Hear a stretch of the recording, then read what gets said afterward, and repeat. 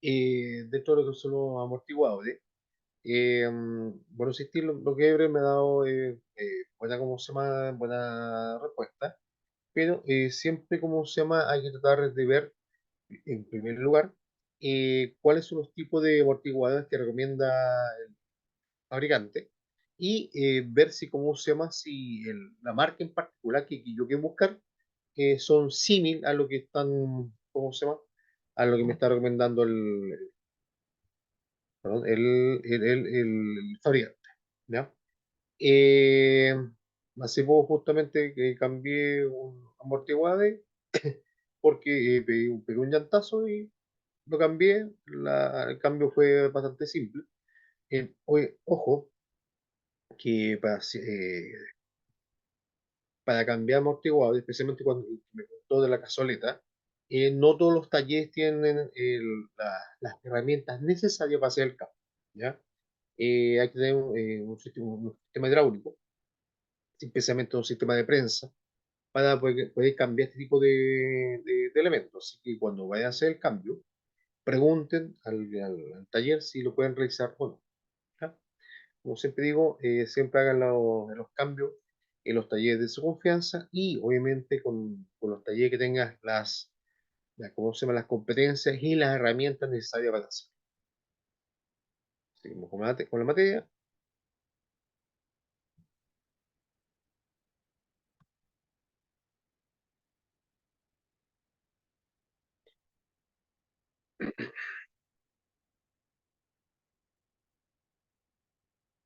¿Ya?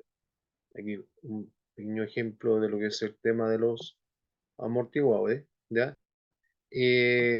Bueno, cuando el amortiguador se reventa, no hay forma de repararlo, ¿ya? Sí, hay una forma de repararlo, pero eh, para repararlo, ¿cómo se llama? El taller tiene que tener las herramientas y bueno, sí, y las competencias necesarias.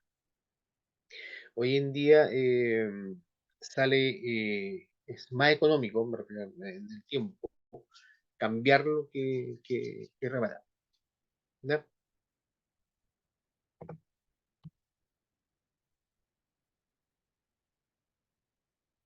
Sí, exactamente, mejor cambiarlo inmediatamente.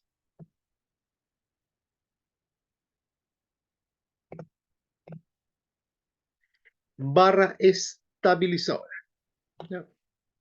Al tomar la curva con rapidez, el coche se inclina a su lado del exterior, obligado por la fuerza centrífuga.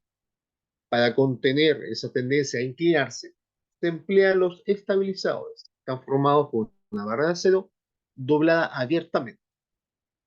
Por el centro se une al bastidor mediante dos puntos de apoyo, sobre los que puede girar. Por sus extremos se une a cada uno de los brazos inferiores de las mesas de suspensión o trapecio.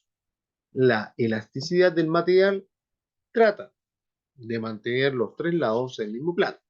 Al tomar la curva, uno de los lados recibe más peso que el otro y trata de aproximarse a la rueda. La barra se torsiona por este peso. La barra se torsiona por este peso y ese mismo esfuerzo se transmite al otro brazo, tratando de mantener ambos lados de la carrocería a la misma distancia, por lo que se disminuye la inclinación a tomar las curvas.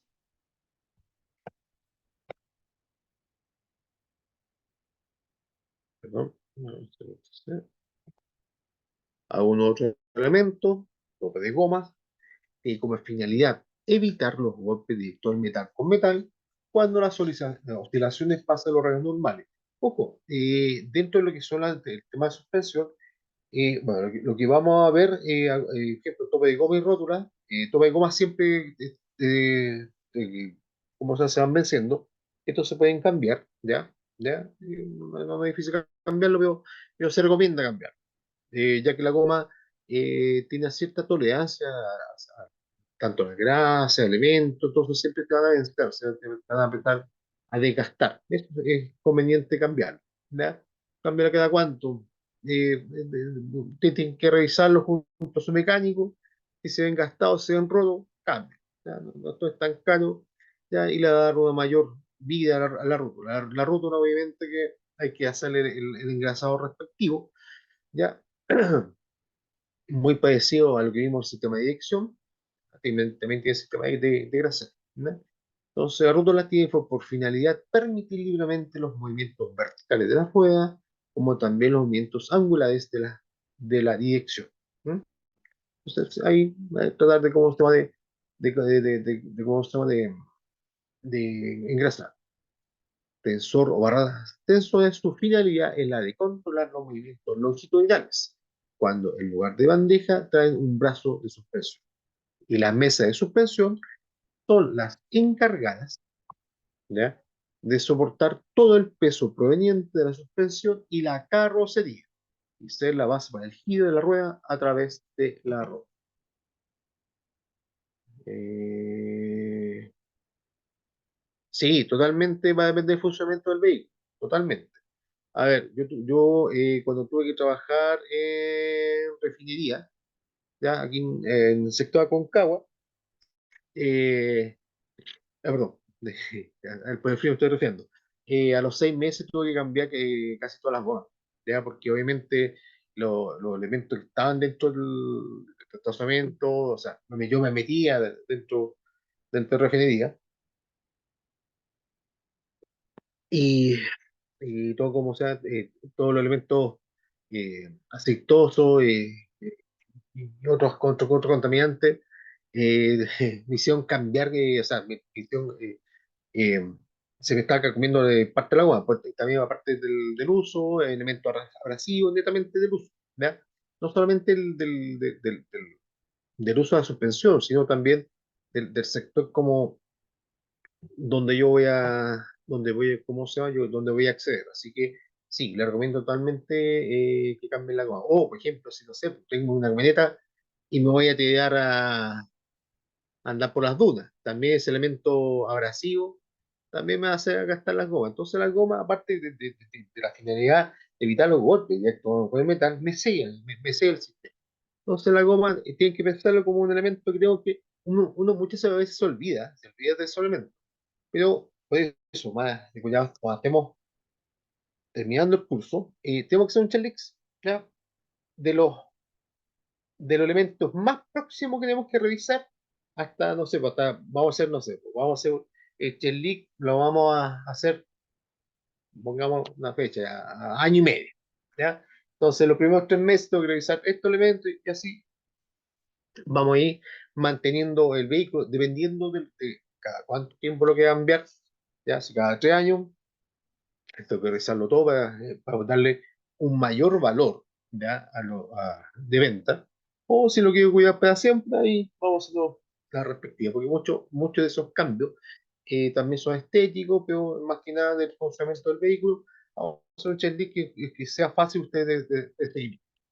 ¿Mm? Mesa de suspensión, ya. Aquí un pequeño ejemplo de lo que es. Y la suspensión McPherson. Después de esto, vamos a ver un pequeño video. La suspensión McPherson es un tipo de suspensión habitualmente utilizada en los automóviles modernos, como su nombre de Air McPherson, ingeniero que la desarrolló para su uso en 1951 en el modelo Ford Consul y después en el Chevy. Puede ser utilizada, imagínense, del 51, por eso digo que la mecánica en sí no ha cambiado, la mecánica, ya los fierros, no ha cambiado, ya lo que ha evolucionado es la tecnología, ya tecnología para aumentar el rendimiento mismo del, ¿cómo se llama?, del vehículo, donde, por eso quiero hoy día tomar el tema de lo que es la electricidad luego de la electrónica, donde la electrónica en sí es un sistema de, de asistencia, ¿ya? De asistencia. La vida útil ¿cómo se llama?, del MacPherson. A ver, te voy a tomar el ejemplo de mi suegro. Mi suegro tenía un Toyota Corolla 2008, ¿ya? Tenía justamente en ambos en ambos, ¿cómo se llama? Em, sistema Backpack MacPherson, ¿ya? Y le hizo el cambio. Bueno, ¿qué pasa? El uso tenía el auto Toyota, cuando la idea de la casa a la pega a la casa, ¿ya? Después de 10 años, ¿cómo se llama? Hizo el cambio, ¿ya? Lo presté, lo tomé yo, pero ya mi suelo en su auto lo llevaba hasta La Serena y en la Serena nos metíamos por Vicuña y ahí empezaba el camino de tierra, entonces ahí a lo mejor yo fui el culpable de echarlo a perder, pero vuelvo a decir, netamente por el uso. El tema del lavado de chasis, ojo, hay que tener cuidado con el tema del lavado de chasis. ¿Cómo se llama? Echarle vapor o echarle cualquier tipo de elemento, no es bueno, ¿ya? ¿Por qué razón? Nosotros también, en todo el sistema exterior, nosotros engrasamos, ¿ya? Si echamos cualquier tipo de líquido, especialmente los de vapor, vamos a retirar esa grasa, ¿ya? Si vamos a hacer limpieza, la limpieza obviamente es buena, ¿ya? Porque puede tener un mayor rendimiento, ¿ya? Pero si yo voy a limpiar, debo que volver a engrasar. Si no vuelvo a engrasar, ¿ya? Voy a oxidar todos los otros elementos, ¿ya? Porque a veces, muchas veces, todos los sistemas de goma me protege, ¿cómo se llama? Cierto elemento, ¿ya? Pero hay que tener cuidado con qué voy a limpiar, ¿cómo se llama? Con qué voy a hacer limpieza de chasis, ¿ya? Mucho cuidado. Dice, escuché que se puede aumentar las gomas que se encuentran en el chasis para evitar que las gomas se sequen. A ver, sinceramente no conozco un producto específico para la aumentación de las gomas. Sí es bueno aumentarla, ya para aumentar un poquito más, ¿cómo se llama? La vida útil ¿cómo se llama? De la goma en sí, ¿ya? Eh, pero agentes externos, como eh, algunos tipos de ácido, como me pasó a mí que yo ingresé a refinería, ya el calor excesivo ya va a gastar la goma. Ojo, la goma no es eterna. Entonces, tienen que ustedes, vuelvo a insistir, el tema de cómo y cuándo cambiar la goma, hay que verla, hay que, ¿cómo se va a revisarla? ¿Ya? Vuelvo a insistir que cuando hagan la revisión o el cambio de aceite, ahí aprovechen de hacer ¿cómo se llama? Una revisión flash a todo su elemento externo que sean fácil de ver, ¿ya? Sirve el pulverizado. Ahí me pillaste. Me pillaste lo que te pasó. Te estaba hablando pulverizado a lo que es la limpieza del chasis.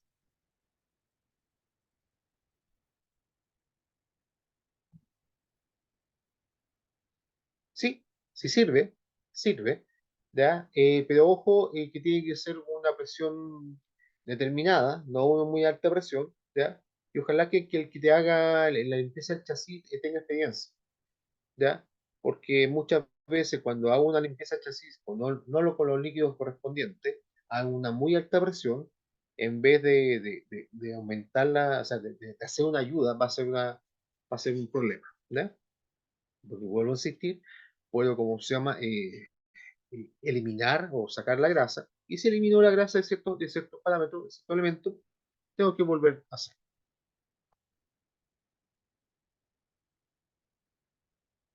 Se puede, justamente, sí, sí, especialmente sí, se puede mojar la bujía y no da contacto. Exactamente, exactamente, por eso el que te haga la limpieza de chasis tiene que dar un poquito de experiencia cómo hacerlo. Está protegido obviamente nuestro vehículo, ¿ya? Pero el viejito que lo haga no una muy alta presión. Si no, me puede ser un problema. Que totalmente razón. Ya. Entonces, estamos viendo con la supresión más presión, sí, tiene una vida útil, es barato, ojo, este sistema es barato, a otros sistemas, lo puede comprar en cualquier lado, ¿ya? Ojalá, vuelvo a insistir, cuando ustedes compren un repuesto, que sea si un alternativo, que por favor usted certifique que es un símil, ¿cómo se llama? De lo que está recomendando el- el fabricante, ¿ya? Hoy en día hay bastantes productos símiles que son bastante buenos, ¿ya? Y en sí el sistema de par peso es bastante barato y es fácil de aquí, ¿ya? Puedes utilizar tanto el eje delantero como el trasero, si bien habitualmente se utiliza en el delantero, donde proporciona un punto de apoyo a la dirección y actúa como eje de giro de ruedas. Tiene una gran proyección en el mercado actual, ya que el 87,5% de hardware de los autos tienen esta suspensión. Es más, es un pequeño ejemplo de lo que es la suspensión. El neumático. Antes pasa yo el neumático.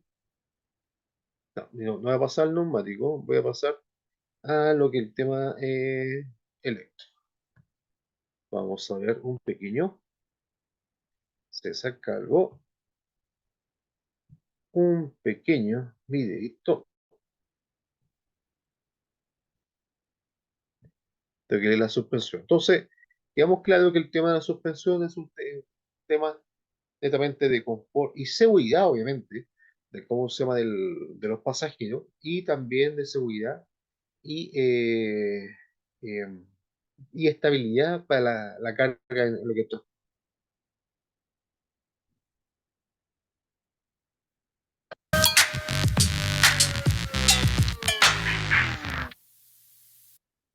Para hablar de suspensiones, debemos saber qué es una suspensión.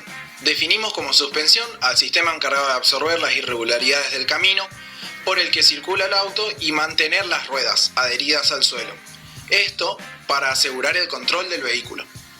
La suspensión se creó para que las carretas tengan un andar más confortable y fue evolucionando junto a los autos, haciéndose más sofisticada para brindar el confort, control y mejorar la frenada del vehículo que estos necesitaban al hacerse más potentes y rápidos.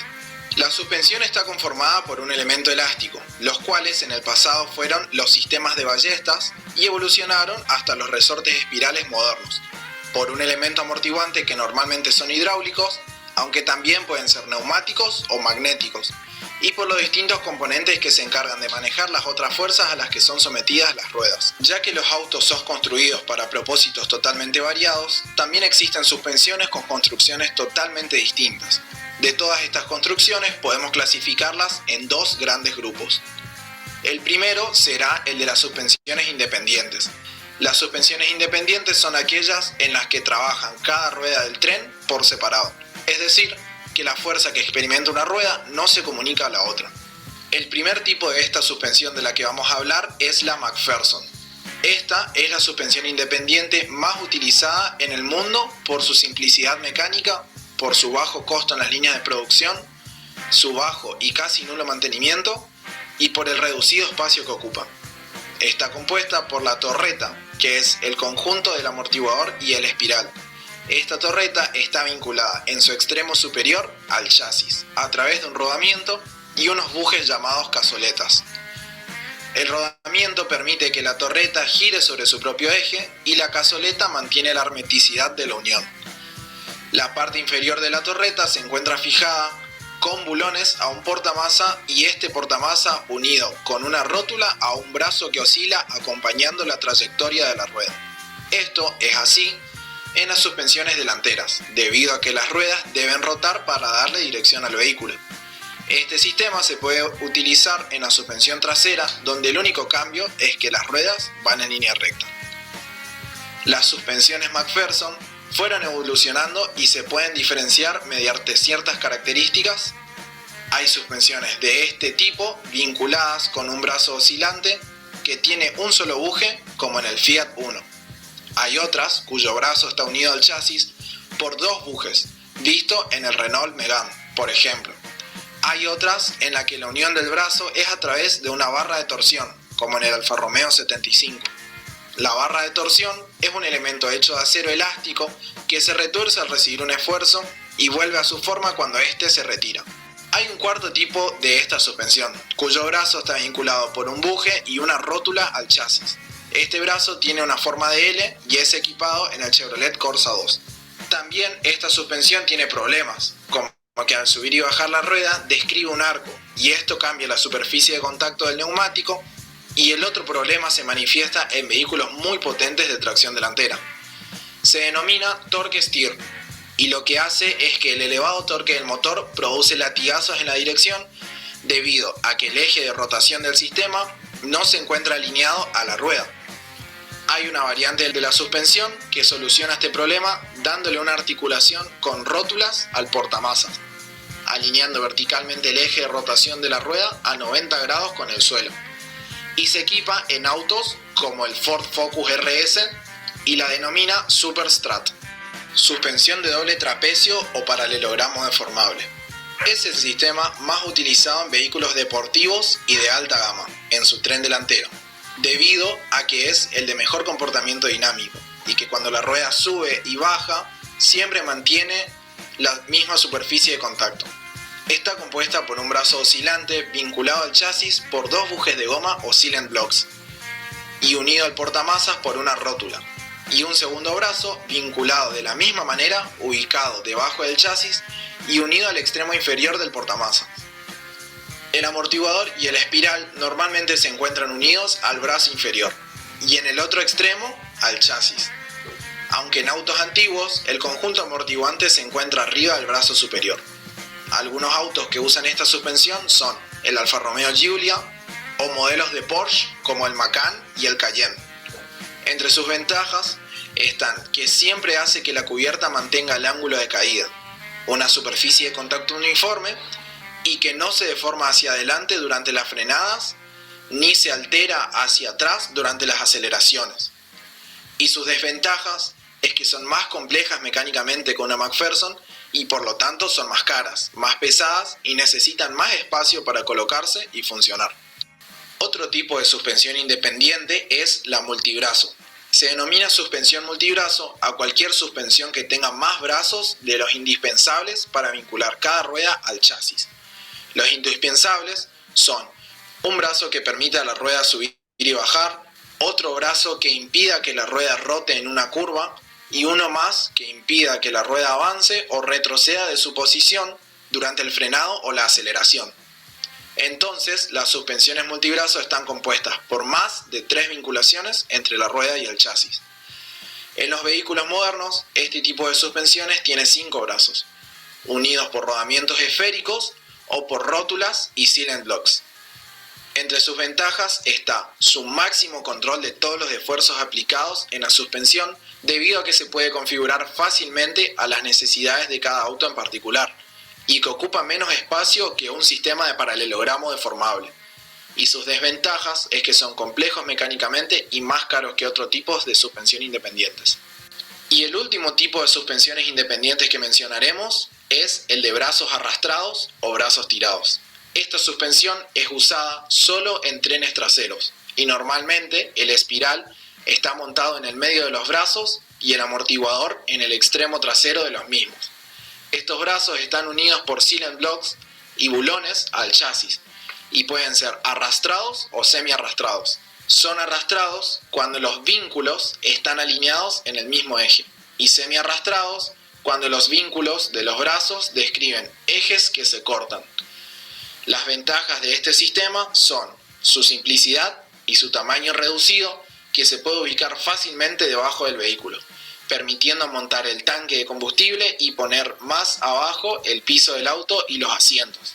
Y sus desventajas es que se deforman rotando hacia adentro cuando se toma una curva de manera fuerte.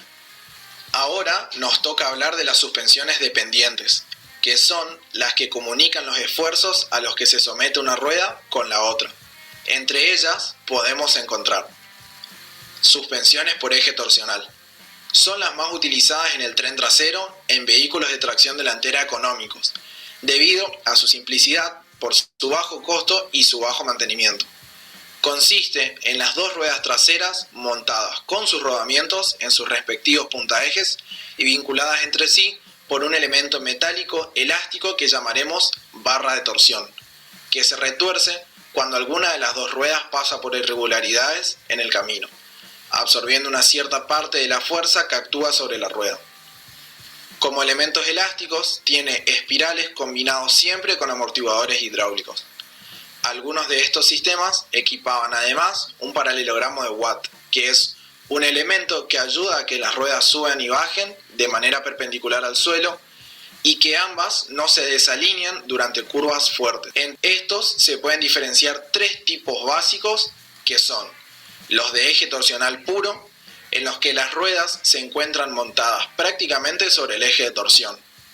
El segundo tipo es el de puente torsional, en el cual el eje torsional se encuentra muy alejado de las ruedas, fijo en el extremo opuesto a las mismas y unido a estas a través de un par de brazos. Y el tercer tipo es el llamado puente torsional acoplado, que es una evolución del sistema mencionado anteriormente, con la diferencia que en este el eje torsional se encuentra a mitad de estos brazos y los mismos se encuentran vinculados al chasis en un extremo y a las ruedas en el otro. Las desventajas que tienen los sistemas de eje torsional es que tienen la tendencia de deformarse aumentando la distancia entre las ruedas del mismo eje y cambiando su alineación, perjudicando gravemente el comportamiento dinámico para vehículos potentes. La solución a este problema la podemos ver en el tren trasero de Peugeot 206 RC, que equipa dos brazos a modo de refuerzo para evitar esta deformación. Y por último, las suspensiones más antiguas montadas en autos, que son las de eje rígido. Consisten de un eje rígido que une ambas ruedas y que en autos antiguos tenía un sistema de hojas o planchuelas metálicas que se llaman ballestas, que actuaban como el elemento elástico encargado de soportar el peso del vehículo y de amortiguadores hidráulicos. Este sistema se sigue usando en vehículos todoterreno, pickups, camiones, máquinas viales y de minería por su robustez, simplicidad y su bajo costo de producción en masa. En los vehículos antiguos tenían una sola ballesta montada de manera transversal al auto, a diferencia de los vehículos modernos que equipaban este sistema, que tienen dos ballestas montadas longitudinalmente, cada una situada cerca de las ruedas, o también pueden tener como elemento elástico dos espirales. Este sistema tiene un elemento extra que impide que el eje se desplace hacia los lados y que puede tener dos formatos. Uno es el de barra de Panhard, que es un brazo vinculado al chasis y al eje con silent blocks. Y el otro formato es el de paralelogramo de Watt, dos brazos largos y uno corto, unido por cuatro articulaciones vinculando cada brazo largo a las ruedas con el brazo corto, y este anclado al chasis. Una variación al sistema del eje rígido tradicional es el eje de Dion, que consistía en un tubo vinculando ambas ruedas, pero no estaba alineado con el centro de las mismas, y en ejes con tracción no contenía los palieres como en sistemas de eje rígido. Podemos ver una suspensión trasera por eje de Dion montado en un Alfa Romeo 75.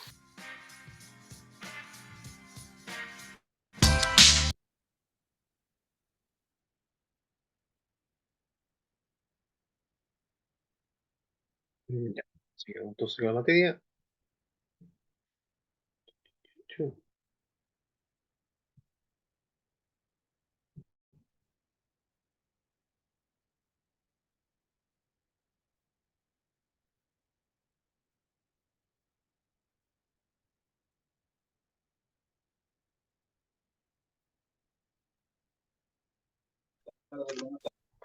¿Para qué o qué? Ah, pero muy, muy rígido ese lado. Yo no voy a ir, pero lo que he visto en la tele. Ah, no, yo no me no, ya va. Hay lados más decentes para buscar cuchina. No, en realidad te metí a internet y buscaba ahí Sport y te van a salir al tiro a domicilio. Sí, hay unas que podía ir al departamento de... Sí.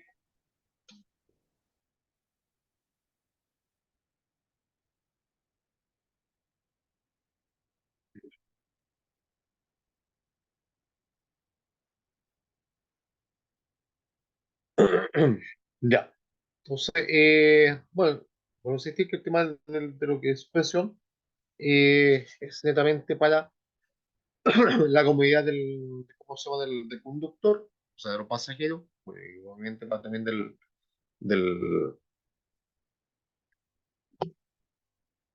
de la carga. Y obviamente, vamos a ver después cómo se llama el tema del neumático. También, obviamente, los neumáticos son importantes dentro de lo que es la suspensión y la dirección, ¿ya? Y después vamos a ver lo que afecta el sistema de tracción o rodadura dentro de lo que es neumático, ¿ya? Eh, eh, y, y obviamente va a mejorar el sistema de suspensión dependiendo de la gama de nuestro vehículo. ¿Mm? Uno también, como se llama, puede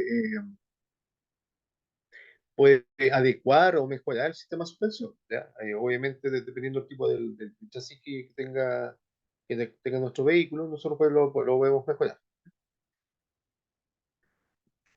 Ya. Ahora vamos a hablar un poquito del sistema del sistema eléctrico, ¿ya?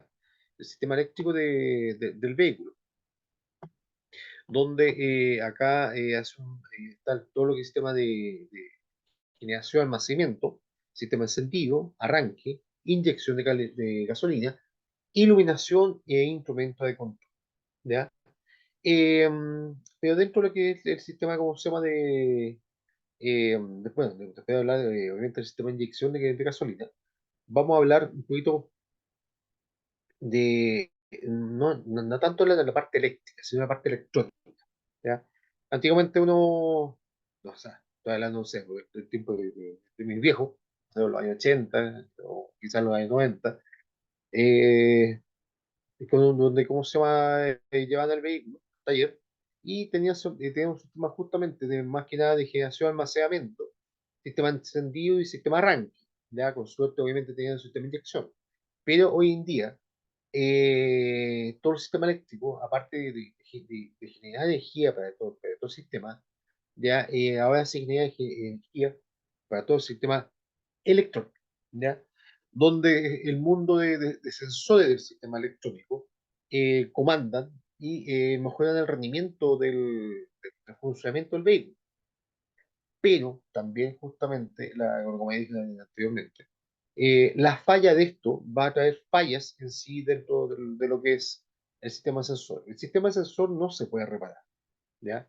Si quizá un sensor se puede limpiar, ¿ya? Reparar nunca. Si el sensor no se puede limpiar y sigue fallando, se cambia. Cómo yo cómo se llama, puedo detectar una falla en los sensores, el sistema de escáner. Ojalá también el sistema de escáner sea ¿cómo se llama? De un taller de confianza o obviamente con el concesionario. ¿Por qué motivo? Porque muchas veces estas famosas compras de escáner del extranjero, China, etcétera, no viene con todos los software o los permisos o la actualización cómo se llama, de todos los sensores de todos los modelos, ¿vale? Entonces, a veces un escáner o sea, cuando se hace un escaneo, un escáner de poca confianza, no me va a dar la respuesta de la falla o me va a identificar el error que me va a arrojar el vehículo. Entonces, hoy en día, dentro que es mecánica básica, vamos a poder diferenciar y conocer algunos tipos de sensores, ¿ya? Eh, para que no solamente tengamos conocimiento de las fallas mecánicas, sino también de algunos errores que van a arrojar eh, los sensores, ya que el computador ¿cómo se llama? Del automóvil no es un sistema de inteligencia artificial, ¿ya? O sea, no va a interpretar y no va a aprender de la respuesta. Simplemente tiene una respuesta para algún tipo de señal que le va a llegar. Si le llega algún tipo de señal, va a tomar cierta respuesta, ¿ya? Entonces, pues a veces cuando hay todos los sensores fallando, va a entregar, como se llama, respuestas erróneas. ¿Mm? Entonces, sistema eléctrico del automóvil es el encargado de repartir alimentación hacia todo el vehículo. Sin él no se tendría arranque o encender la luz. Está formado por sistema de generación y almacenamiento, sistema de encendido, sistema de arranque, sistema de inyección de gasolina, sistema de iluminación, instrumentos de control.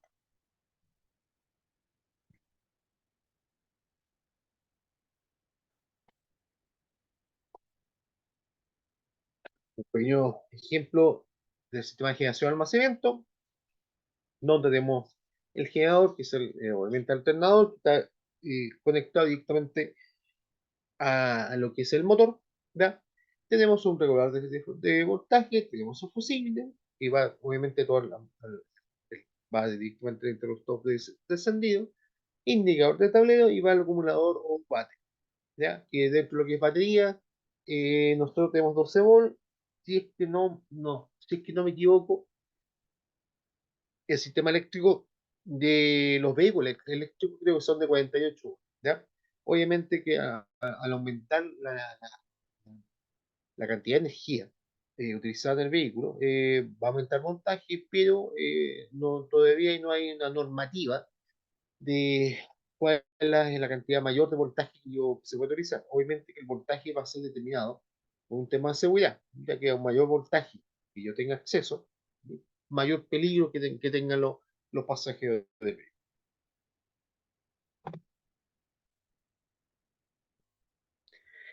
Este subsistema del sistema eléctrico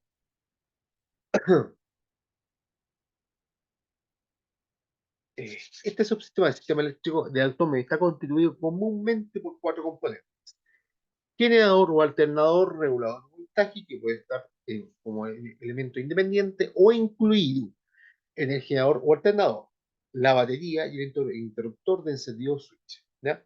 El borde negativo de la batería está conectado a tierra para que todos los circuitos del sistema se cierren por esa vía.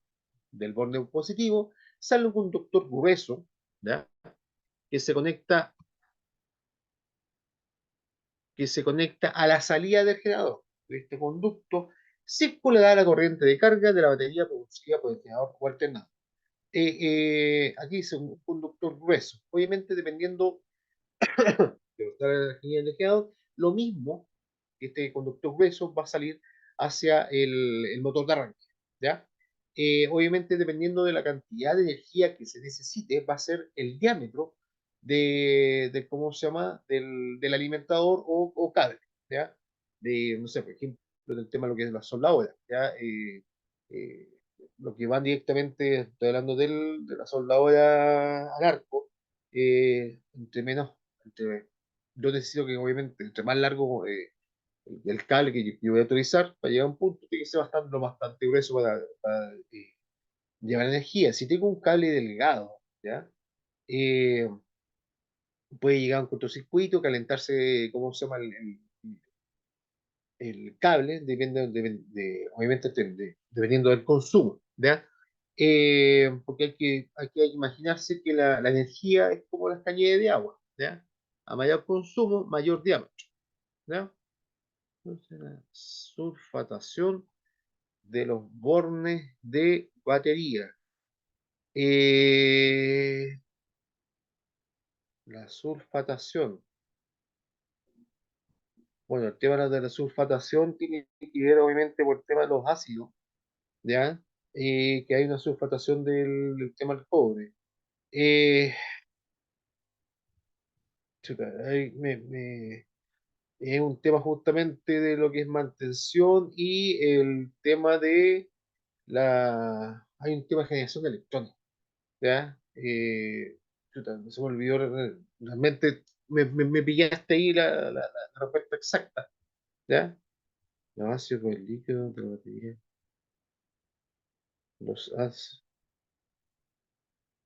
Se supone justamente, no, sí, es justamente por el tema de los ácidos, ¿ya? Ya que la sulfatación tiene que ver justamente si hay una pequeña salida de ácido, ¿ya? Ya que los ácidos atraen, a ver, ¿cómo te explico? Lo que se produce ahí es como un sistema de electrólisis, ¿ya? La generación ¿cómo se llama? De cobre hay de dos tipos. Está por la refinería de fuego, que pescamos todo el material, lo metemos en un horno, alto fuego, y se derrite y generamos el cobre, en forma sencilla, ¿ya?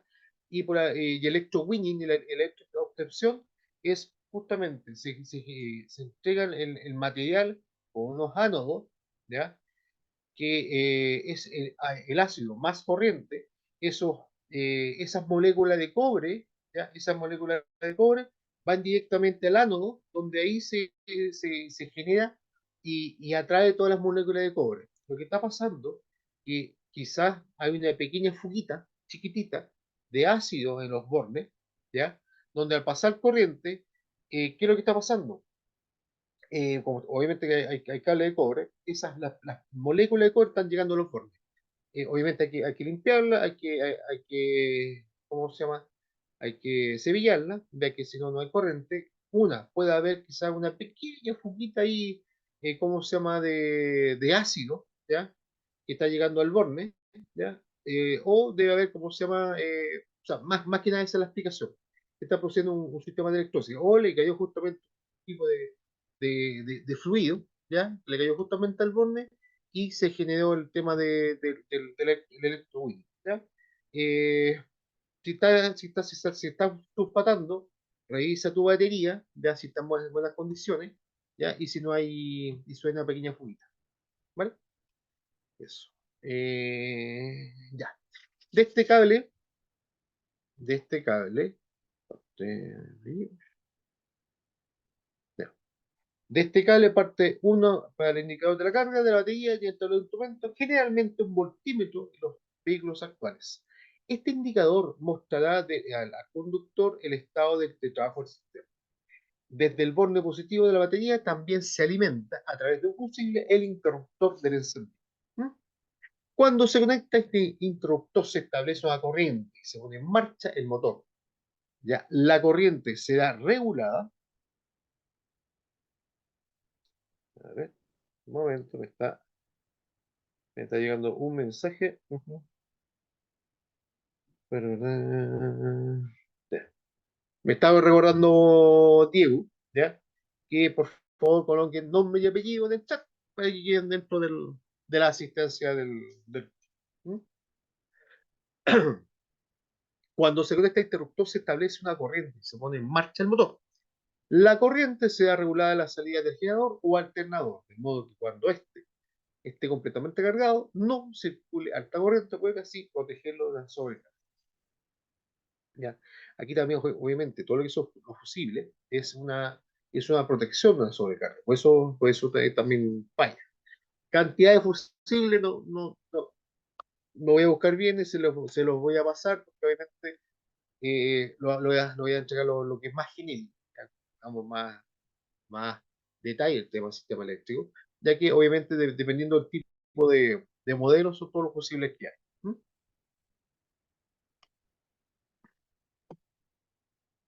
Tenemos un pequeño sistema de carga, ¿ya?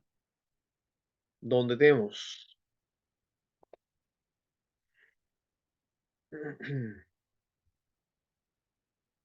el encendido, ¿ya? La instrumentación, todo lo que son los fusibles, batería, motor de arranque, ¿ya? Alternador, ¿ya? Obviamente este alternador va directamente conectado hacia el motor. ¿Mm?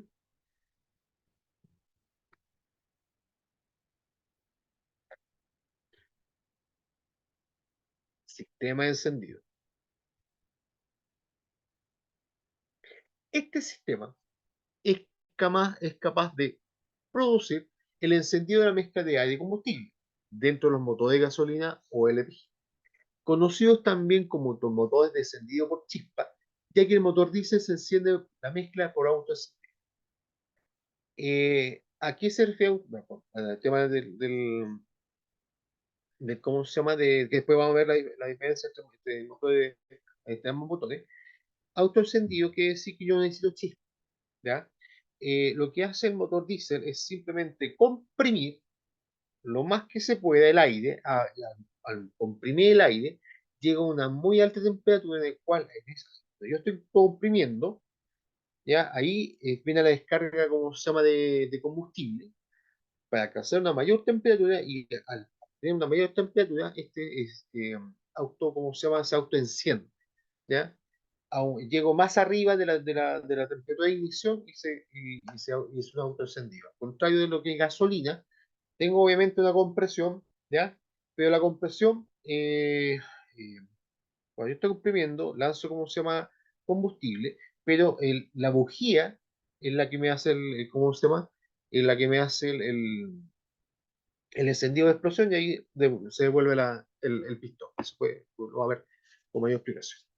En los motores de gasolina resulta necesario producir una chispa entre dos electrodos separados en el interior del cilindro, en el momento justo y con la potencia necesaria para iniciar la combustión. Durante la carrera de admisión, la mezcla que ha entrado al cilindro, bien desde el carburador o bien mediante la inyección de gasolina del conducto de admisión, se calienta el combustible, se evapora y se mezcla íntimamente con él. Esta mezcla está preparada para el encendido del momento, en ese momento, una chispa producida por una bujía da comienzo a la combustión. Esta combustión produce un tal incremento en la presión dentro del cilindro que empuja el pistón con fuerza para producir esto.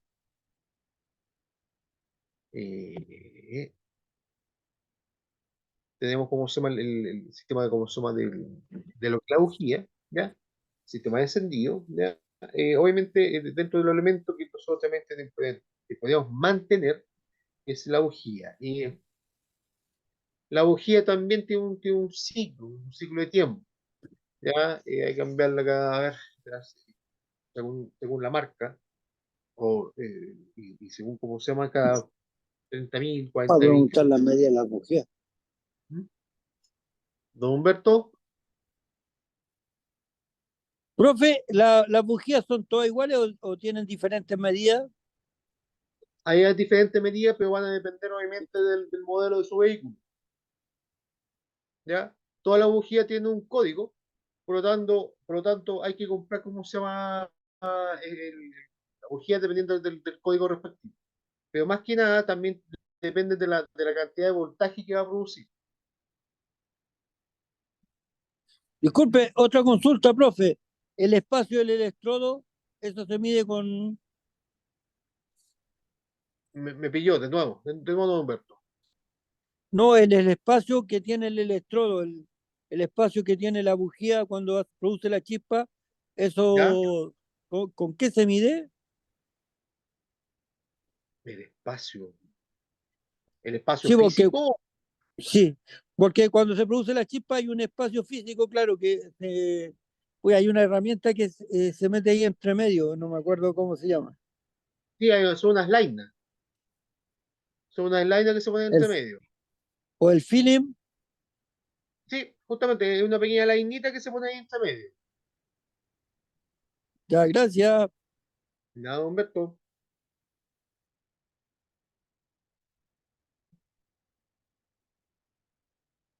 Sí, justamente hay hay diferente como se llama gama de bujía. En realidad casi todos son muy parecidas. Obviamente va a depender, el modelo va a depender de cómo se llama. Es como un rodamiento. El rodamiento tiene una codificación igual que la bujía. Y va a depender justamente el- Aló. la distancia que tiene ese elemento y el tipo de voltaje que va a tener. Puede llegar a tener casi 15.000 voltios, lo que va a generar.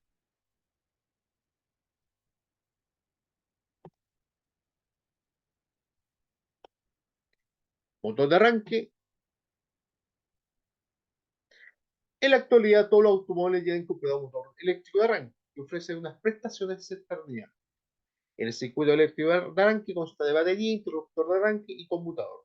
Obviamente, lo que hace el motor de arranque es dar partida, obviamente, este elemento, ¿ya?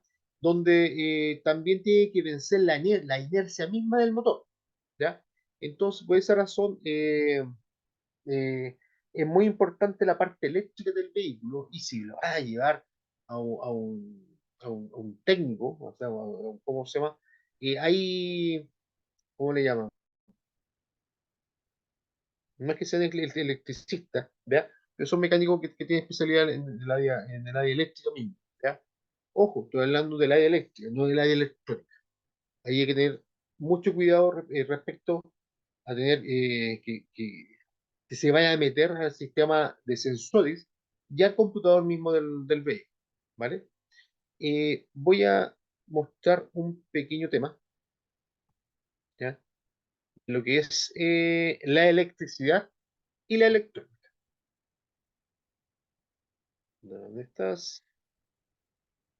Acá.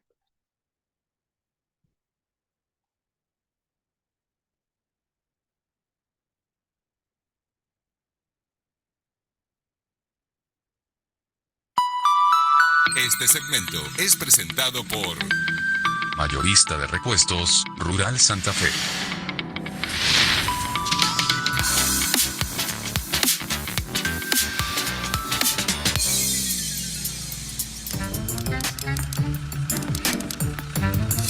Entre las leyendas son los temas de la electricidad. Vea, yo les sugiero lo siguiente, vamos a tratar de dividir un poco las aguas, ¿no? Vamos a hablar de electricidad, por un lado, y por otro lado de electrónica. Porque un auto, un vehículo, cualquier tipo de vehículo que ande sobre ruedas, tiene las dos cosas mezcladas. Tiene electricidad y tiene electrónica. Los aviones también tienen electricidad y electrónica. Lo que sucede es que en la medida que la tecnología va avanzando, la fuente que alimenta todo eso son circuitos eléctricos que manejan electricidad. Pero los que controlan todo es la electrónica. Entonces por eso le hago la separación. Hasta que llega a la computadora, a la CPU, al chip o lo que sea, es electricidad. Pero ahí adentro de eso va a haber otra serie de procesos que son infinitamente más complejos que lo maneja la electrónica. Por eso separemos bien la hacienda. Tengo un taller. ¿Y a qué tengo acceso? ¿A la electrónica? Algunos sí lo tienen, por supuesto, porque tienen conocimiento instrumental para poder hacerlo. Pero la gran mayoría no. Tiene acceso a la parte de electricidad. Porque meterse con la electrónica y más con los autos de última generación se la regalo. Entonces, ¿qué hacemos cuando tenemos un problema que suponemos que es un problema de electrónica? Ponemos el escáner nos dice, bueno, le falla, qué sé yo, sensor de temperatura de agua o sensor de RPM y vamos y lo cambiamos. No nos ponemos a abrir el sensor y ver cómo lo podemos reparar, lo cambiamos directamente. Esas piezas son críticas, absolutamente críticas. Fíjese de que la electrónica ha ido reemplazando poco a poco a sistemas que antes eran mecánicos. Que los sistemas mecánicos en general son grandes, son pesados, están sujetos a un montón de variables, de temperatura, de tiempo, de vibraciones, a lo cual en la electrónica, discúlpeme el gesto, le hace así, son mucho más simples. Pero al ser miniaturizados y tener adentro toda la información y el manejo de información que tiene, son sumamente delicados. Por eso de que frente al reemplazo de un componente electrónico hay que tener mucha precaución. Y cuando hablo de componentes electrónicos le digo, por ejemplo, un TPS. TPS tiene un sensor ahí que le está diciendo qué ángulo tiene, puede llegar a tener un motor inclusive, un sensor de temperatura, un sensor de presión, el sensor de revoluciones por minuto, el sensor del sensor y que cada vez tenemos más sensores. Todos esos sensores tienen su alma, su espíritu electrónico. Y quiero ser muy, muy duro con esto. Atención con los componentes electrónicos y atención cómo los vamos a reparar o cómo los vamos a reemplazar. Cuando digo reparar, desde ya le digo, el 99% de los casos significa reemplazar, en el cual le sugiero no haga inventos.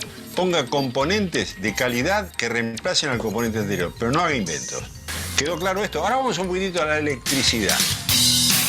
¿Alguna vez se puso a pensar por qué el cable de la batería es grueso? Sí, Garibaldi, qué sé yo, es grueso, no sé, no, la verdad que no. ¿Y por qué el del que va al burro de arranque es un cable grueso? ¿Qué maneja esos cables? Y eso también maneja electricidad. Y los que llegan a las luces también manejan electricidad. Y los que llegan al tablero también manejan. Y al motorcito que me le baja y levanta el vidrio, sí señor, todo eso maneja electricidad, pero son mucho más finitos.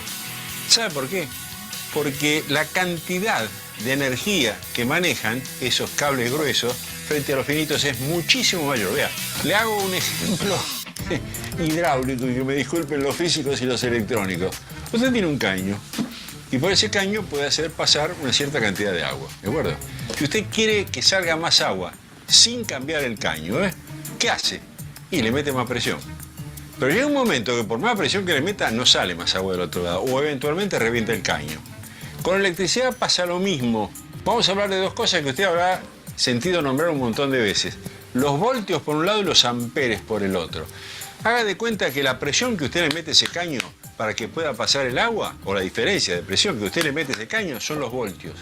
Y haga de cuenta que lo que pasa por adentro del caño, amperes. Entonces, si usted quiere hacer pasar mucha energía por adentro de un caño, en este caso un cable, ¿qué hace? O aumenta la tensión, en este caso la presión, o aumenta el caudal, en este caso los amperes. Eso en electricidad se llama P es igual a V por I. La potencia que yo estoy manejando depende del voltaje y de la intensidad. Voltaje, voltios, intensidad, amperes. O sea, si yo multiplico voltios con amperes, tengo potencia. Más potencia quiero manejar, por ejemplo, una batería está manejando la potencia de todo el auto.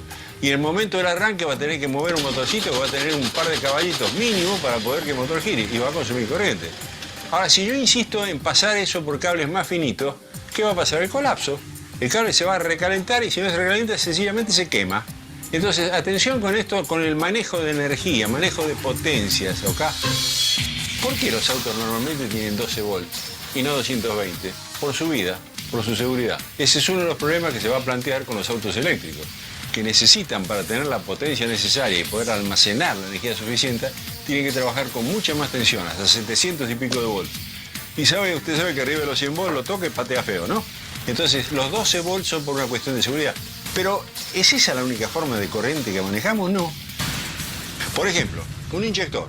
Usted tiene un inyector y el inyector, ¿qué hace? ¿Una corriente continua? No, son pulsos de corriente que le están diciendo abrí, cancela para que cierre. A veces son varios pulsos en fracciones de segundo, pues lo hace abrir, cerrar y volver a abrir.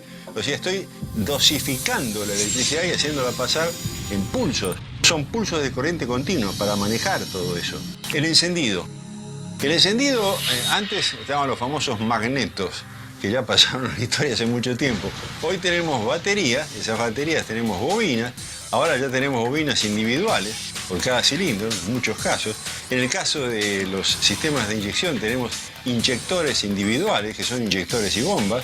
Es realmente complejo y fascinante, créanmelo. Pero vuelvo al tema del encendido. ¿Usted tiene idea con qué tensión se mueve una bujía, que la agarre y le pega un patadón de aquello? Mire, puede llegar a 15.000 volts tranquilamente, 15.000 volts. Pero como Garibaldi, la batería tiene 12 y yo llego ahí a 15, sí, a través de un transformador que se llama bobina, a la cual yo la dejo que se cargue, la interrumpa, hay un fenómeno ahí electromagnético y se genera un pulso de altísima tensión, que puede llegar hasta los 15.000 volts alegremente. ¿Me comprende?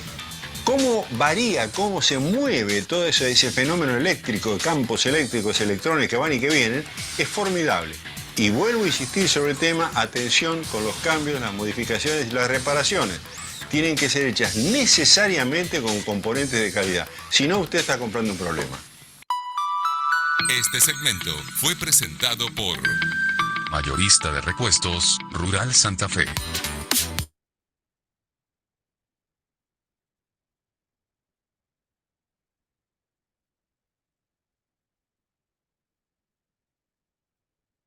Ya, como decía nuestro amigo argentino, el tema de lo que es el tema electrónico, ¿ya? Electro y electrónico es un tema delicado, ¿ya? Hoy te explicaré todos los... Hoy en día, el tema, ¿cómo se llama el tema? Si antiguamente el tema eléctrico era un problema para todo el tema mecánico, hoy en día el tema electrónico es peor, ¿ya? No todos son especialistas, ¿ya? No todos tienen los escáneres actualizados. Entonces, ahí no se debe, como se llama, inventar. Bueno, insistir. Los autos modernos, muchas veces las fallas lo provocan justamente las fallas en los sensores. El sensor, por ejemplo, en mi caso, súper simple. O sea, no fue tan simple, porque llegué a un punto extremo donde necesitaba yo el 4x4 y me estaba fallando, ¿ya? Menos mal que mi colega que estaba manejando al lado mío, él hizo varios cursos de 4x4 en varios lados dificultosos, que ambos nos pudimos apoyar, ¿ya? ¿Y cuál fue la falla? Fue la falla del ABS. ¿Por qué fue la falla del ABS? Porque el vehículo, imagínense lo que pasó. Muchos de estos sensores, los cables de estos sensores, están expuestos, ¿ya? O no están bien, ¿cómo se llama? Están expuestos, no están bien canalizados. Y donde estaba estacionado este vehículo, lo fuimos a ver directamente al taller, porque el vehículo es nuevo, la camioneta. Dijimos, ya, yo me metí, dije, "Bueno, ¿qué onda? Dije, oye, compadre, ¿hay ratones en tu casa?" Y no habían ratones, simplemente había dos perritos chiquititos, muy juguetones, que mordieron el cable, mordió el ABS y esa falla del ABS le daba una señal errónea al CPU, indicando que había problema en la doble entrada, ¿ya? Bueno, y obviamente se tuvo que cambiar tanto el, el cable, ¿ya? El cable de señal, ¿ya? Y ojo, que el cable de señal es un cable que casi no tiene energía. No sé si han escuchado lo que es la corriente débil, ¿ya? Donde la corriente débil solamente lleva señal, por ejemplo, como el tema del internet, cosas así, ¿ya? Donde no tiene mucho voltaje, mucha potencia, pero sí el tema de señales es un tema muy sensible. Entonces, por lo mismo, eh, ¿y por qué le digo que hay que tener, ojo? Sí, dígame. Profe, buenas noches. ¿Me Buenas noches. escucha? Sí, te lo escucho. Una consulta. ¿Por qué de repente cuando uno se baja del vehículo y va a poner la mano para cerrar la puerta, se produce como un corte entre uno y el vehículo? ¿Qué será? ¿Estará pasando corriente del vehículo? ¿Será el estado de uno? ¿Qué será eso? Que le hago la corriente, ¿cierto? Sí, sí, da la corriente, como que hace un corte uno. Ya. Dos cosas, ¿ya? A mí me pasó, ¿ya? Una, cuando ando con buzo, o cuando ando con esto como polar, siempre me da corriente al vehículo. Siempre, siempre. Me pasaba con un vehículo. Pero en el otro caso, que no iba con ninguna cosa ¿cómo se llama? Para generar energía estática, no estaba bien conectado a tierra el tema del, ¿cómo se llama? El vehículo. ¿Cómo lo sucede? Esto fue obviamente consejo ¿cómo se llama? De un mecánico antiguo. Hay un elemento que son como bota corriente, no sé si has visto unas colitas que a veces le ponen al vehículo, es como una colita roja. Y eso permite hacer tierra a la energía estática que a veces se generan en los vehículos tanto modernos como antiguos, ¿ya? Esas son las dos opciones, ¿ya? Si es un corriente muy fuerte, ¿ya? No, hay un tema de masa, ¿ya? Pero si es como un cosquilleo, es netamente energía estática activa. No sé si respondí en algo. Sí, sí, lo que pasa es que a mí hace un tiempo atrás me pasaba y era fuerte. Yo tocaba la puerta para cerrarla y se producía una estática súper fuerte. Pero ahora no. Yo la tomo, lo cierro y no hace nada, no hay ningún tipo de estática. ¿Será la ropa que anda trayendo uno Eh, o el en, en- calzado? en el auto tiene alguna especie como de colchón. Yo lo pongo a una especie como de cojín, tanto espalda y asiento al auto. Se lo saqué y dejé de generar estática. ¿Usted tiene algo ahí en su vehículo parecido? Sí, puse uno de estos asientos con terapéutico que le llaman, con bolitas de aire. Ya. Pero sabe que ahora no. Cierro la puerta y no se produce la estática. A lo mejor ayudó en algo o a lo mejor era la ropa que andaba trayendo, Yo creo que pero entonces ese respaldo le ayudó para no generar tanto estática. Porque la correcto. estática también se genera por el roce, ¿ya? Entonces, lo más probable es que ese golpeteo fuerte haya sido justamente por el roce ¿cómo se llama? De la ropa, y con ese asiento terapéutico le provocó, ¿cómo se llama? Que le hiciera una pequeña inhalación. Ahora, la última consulta. ¿Cuál es la diferencia con respecto a las bujías? La bujía normal y la bujía incandescente que le llaman. Y que lo que pasa, ojo, la bujía incandescente es solamente para los diésel, porque la incandescente genera calor, no genera energía, ¿ya? Y la bujía normal de los vehículos a gasolina provoca la chispa. Esa es la diferencia entre las dos. Muchas gracias, gracias, me aclaro. De nada. Ya, entonces, como explicaba el video de nuestro amigo Gentito, ahí está la parte eléctrica, que la parte eléctrica es muy importante, ya que también, aparte de alimentar todo el sistema de nuestro vehículo, especialmente lo de gasolina, si no tenemos energía, no podemos andar, porque no va a haber chispa y no va a haber inyección de cómo se va a combustible. Pero la parte electrónica es muy importante, y especialmente especialistas deben tomar parte de ese sistema, ¿ya? Vamos a ver un pequeño video donde va a explicar parte de los sensores más importantes de nuestro vehículo.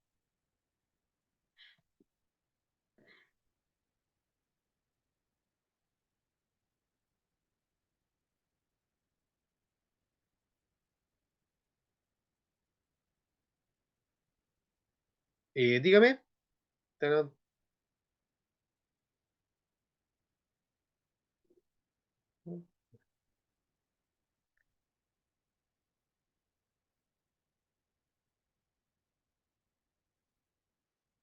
Los sensores del motor del coche, cada uno de ellos. Y para cada uno de ellos vamos a explicar qué hace, cómo funciona, dónde está situado el sensor y qué pasa si falla. Obviamente este es un video bastante largo con información sobre 16 tipos diferentes de sensores, por lo que por supuesto puedes encontrar marcas de tiempo para cada sensor en la descripción para que puedas acceder rápidamente solo a los sensores que te interesan. Aunque se necesitan muchos sensores para que el motor y la SU o la unidad de control del motor hagan su trabajo correctamente, muchos de ellos funcionan de manera bastante similar. Hacen cosas diferentes, pero tienen características muy similares. Y para hacer las cosas más lógicas y fáciles de entender, he agrupado los sensores en 5 categorías: posición, flujo de aire, presión, temperatura y relaciones aire-combustible, emisiones y otros. Y comenzamos de inmediato con los sensores de posición.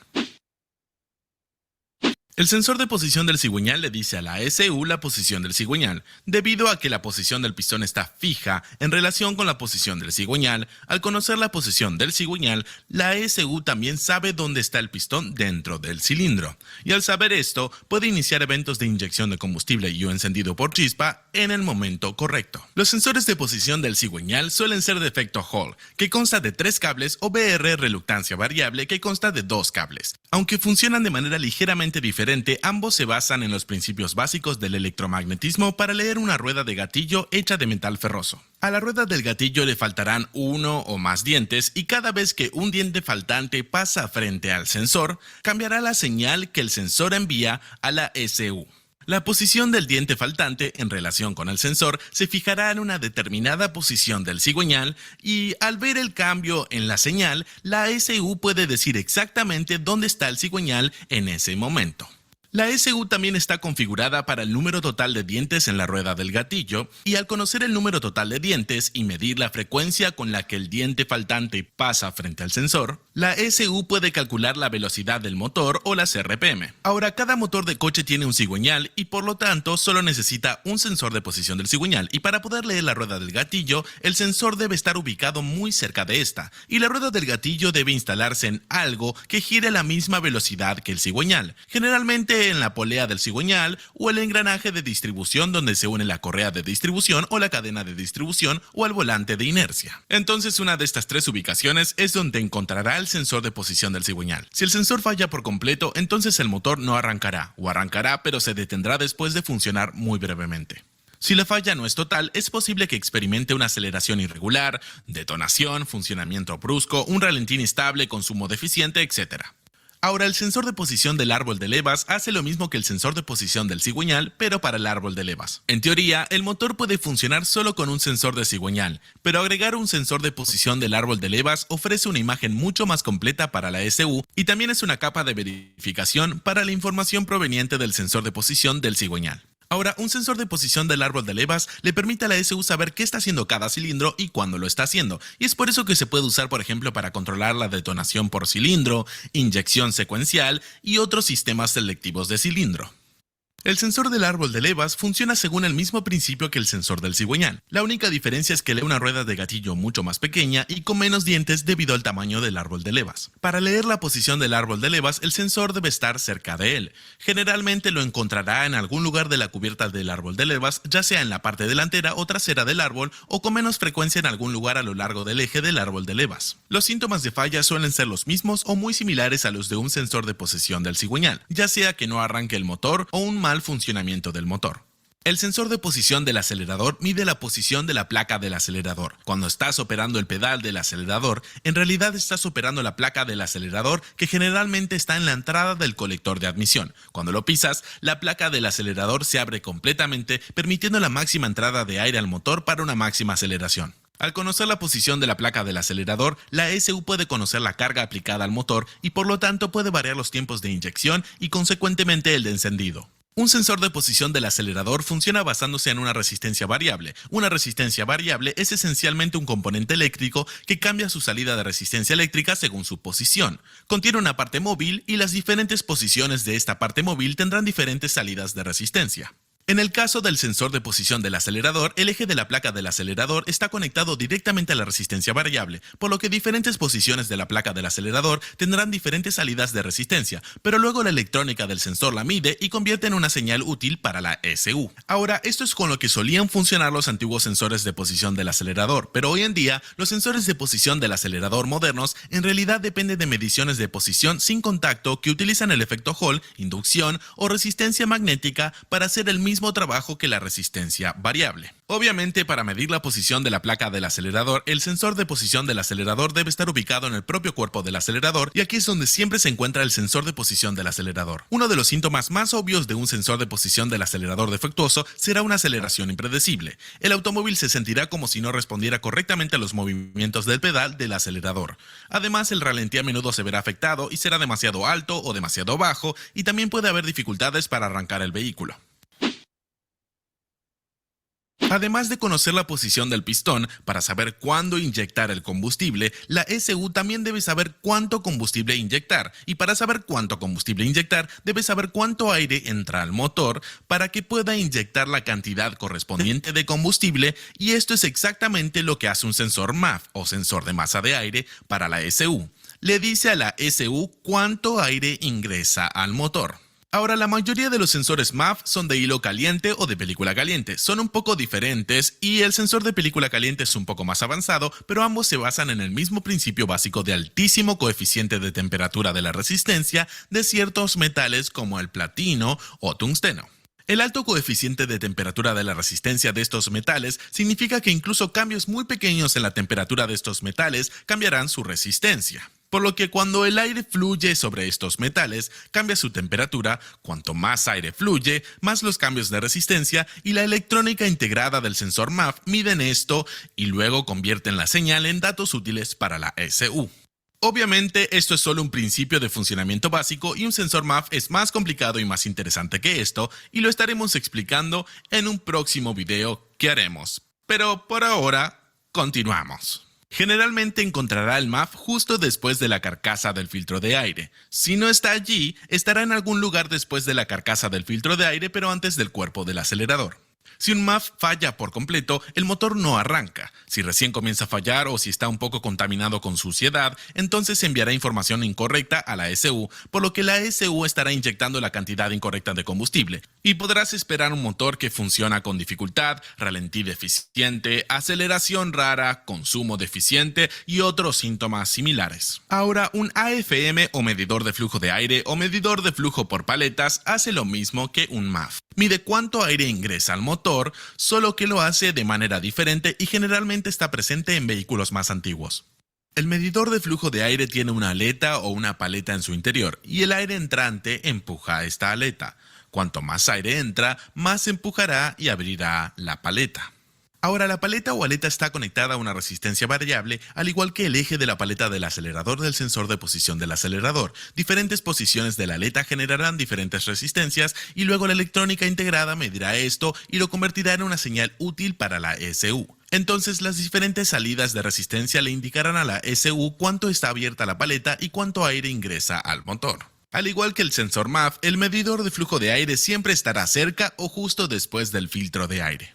Dado que hace prácticamente lo mismo que un sensor de masa de aire, los síntomas de falla de un medidor de flujo de aire serán similares o iguales a los de un sensor de masa de aire.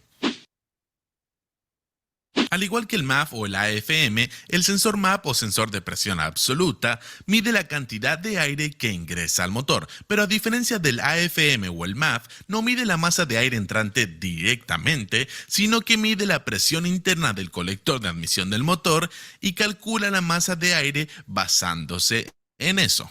La lógica es que cuanto más aire haya en un espacio frío, mayor será la presión que el aire ejercerá sobre las paredes de este espacio frío. Y esto es exactamente lo que utiliza el MAP, y midiendo la presión puede calcular cuánto aire entra al motor. El sensor MAP mide la presión del aire basándose en un pequeño chip de silicio micromecanizado. El chip de silicio consta de una membrana de silicio y un pequeño material piezoeléctrico. El material piezoeléctrico reacciona ante la flexión de la membrana de silicio bajo presión, cambiando su carga eléctrica.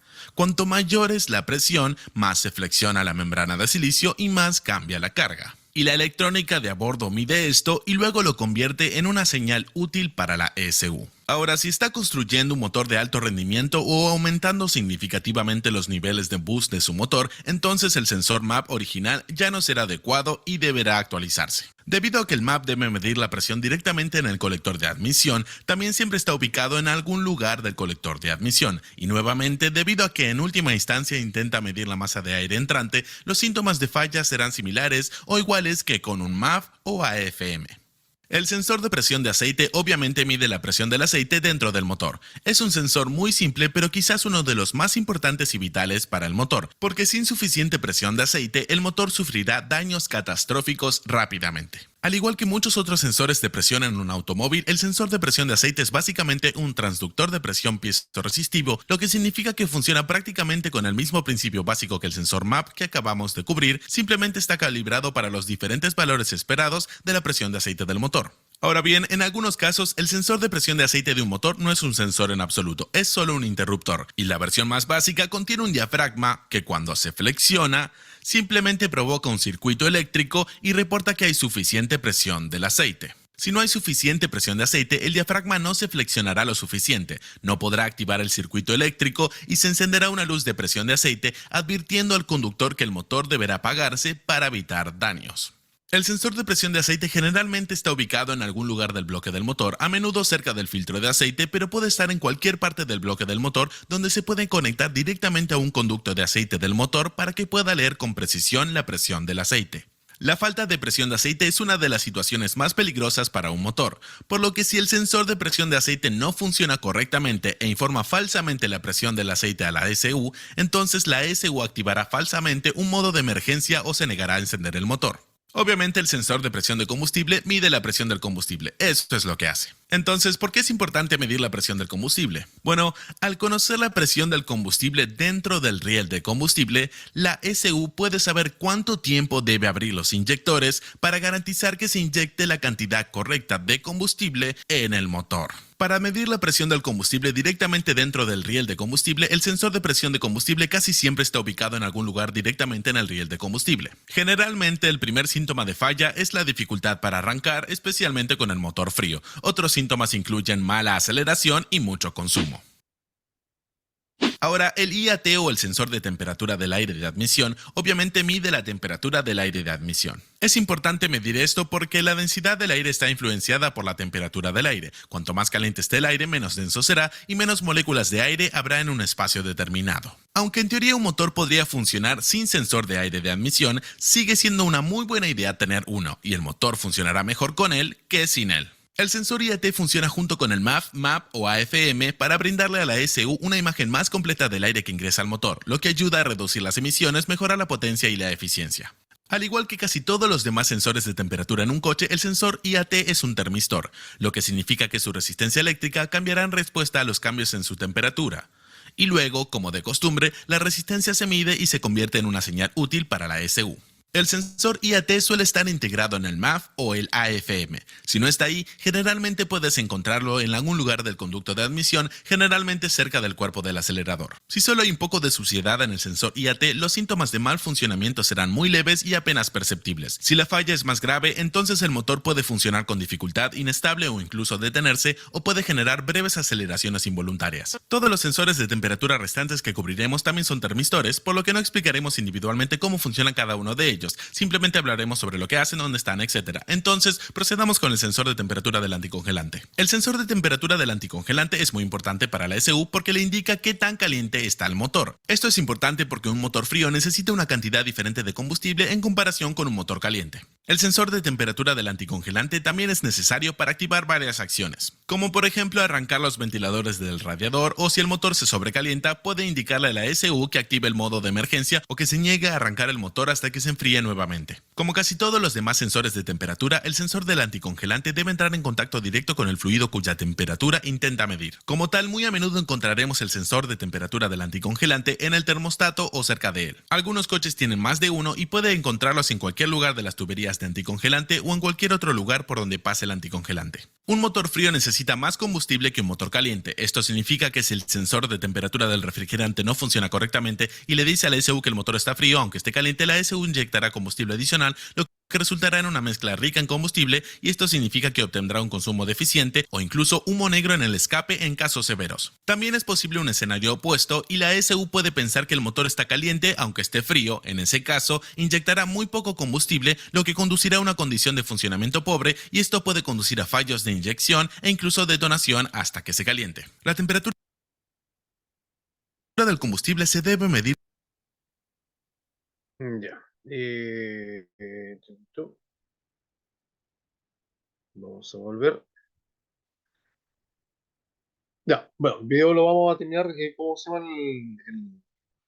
Lo vamos a terminar en la vuelta a clase el día, ya estamos jueves, el día martes, ya. Como le había comentando, en sí, no solamente el tema de lo que es la mecánica automotriz básica, se ve todo justamente lo que es la mecánica, ¿ya? También está el tema de lo que es los sensores, que hay muchos más sensores, ¿ya? Pero estos son más los más importantes, ¿ya? Tanto en en los vehículos gasolina, como los diésel, ya que bueno, la gran mayoría comparten lo mismo, pero en los diésel están los DPF, etcétera, ¿ya? Hay otro tema, y el DPF siempre, ahí falla el tema de ese sistema, especialmente cuando se contamina. Ahí está el Deep Blue, etcétera.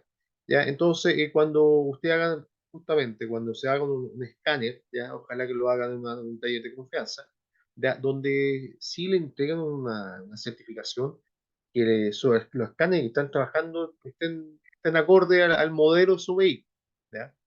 Vuelvo a insistir, ojo con los temas de los multimarcas, porque es difícil que un taller sea experto en todas las marcas, ¿ya? Es siempre, como se llama, verifiquen que el taller sea de confianza, tenga obviamente el escáner respectivo al modelo de su vehículo, y dirigirse obviamente a aquellos talleres que tengan especialistas, sean especialistas justamente en el tipo de modelo del vehículo actual, ya que no solamente existen los sistemas mecánicos, eléctricos, también los sistemas electrónicos. Y cuando alguien que no tiene conocimiento del sistema electrónico, puede generar graves, ¿cómo se llama? Graves consecuencias, ya que, vuelvo a insistir, el CPU va a responder sobre las señales que limitan los sensores. Si me quedo en mano a los sensores, va a emitir señales erróneas. Por lo tanto, por lo tanto, eh, el CPU va a indicar que meta más, no sé, meta más gasolina, que arranque a tirones, y ahí va a provocar que, por el más funcionamiento, problemas mecánicos que ya hacen más grandes.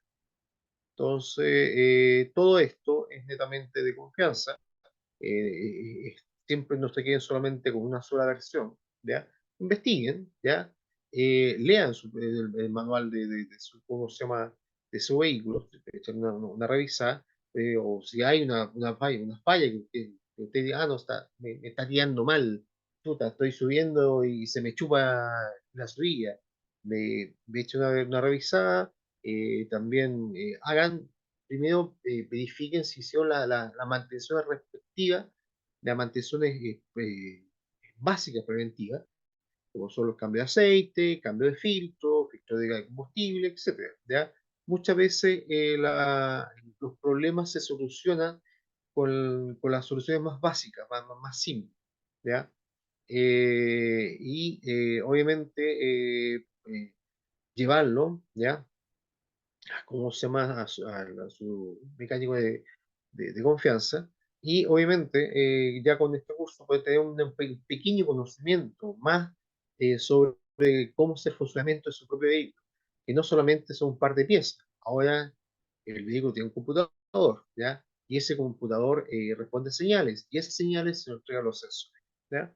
Así que vamos a continuar con el video, ya quedan como unos casi 12 minutos más de ese video, ya que este autor trata también de explicar más ingeniermente justamente la parte más tecnológica, ¿ya? Eh, Más tecnológica justamente del vehículo. Son las 21:58 de la noche. Así que dejamos hasta el día de hoy la clase. Muchas gracias por su participación y nos estamos viendo en la próxima semana. Y que tengan un buen descanso para este fin de semana que ya viene.